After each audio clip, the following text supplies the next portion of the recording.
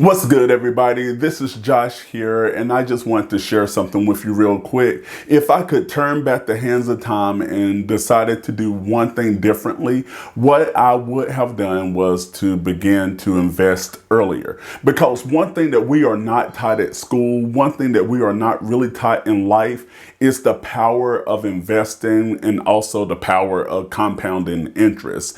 If you look right here, starting in 1926, the S&P 500 index, and that's an index that mirrors the stock market, has seen an average of 10 to 11% every year of a return.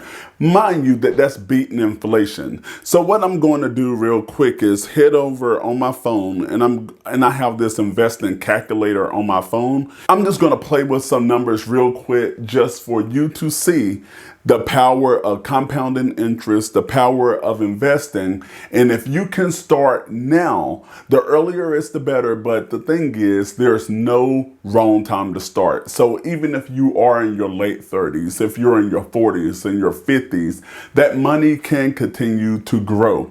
Because the one thing that I really don't want is not to leave my children with anything. And whenever I mean anything, it's just not about money. It's about security. And I also want to leave them with the knowledge of how investing works. So just say if you start off with, just say $100, and I'm going to put it in at 11% because it was 10 through 11. And I read on one platform that it was 10.9.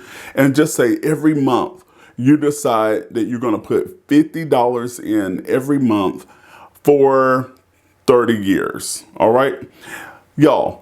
You would have only put in originally $18,100, and it would have grown as a profit in interest. That's what we're talking about. $124,796.86 in 30 years. Just $50 a month. We're talking about piece of money. We're talking about less than what you put in a car. You will still end up with $142,896.80. If, just say you get your tax return back and you want to put $5,000 on there, and every month you're going to forsake coffee or going out one time a week.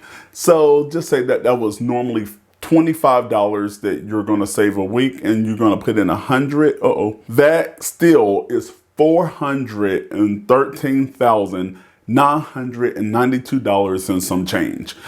All I'm saying right now is there is power in investing. If you want to change your family tree, if you want to create a better future for your family, this is how you can easily get started. By putting your money, and I'm not giving financial advice by no means, and there's also a disclaimer down in the description box below. This is just something that I do. This is something that I'm setting in place for my family, and I feel that it would be doing a disservice to the community here if I wasn't sharing this with you, because there is power that you can get out of this. Financial freedom, financial power. Your stress can be reduced, because what if you did have $442,000 in the bank and something happens? Emergency would no longer be an emergency. It would just be an inconvenience. Now watch this. If you are, just say if you are 30 years old, by the time you're 60 years old, and one thing that I'm doing right now, I have an account and I'm dropping in about $300 a month. If I started off at $5,000, that would be $974,896. Y'all, if I decided, okay, that's pretty good, I'm going to add in another $20 there, I'm over $1 million.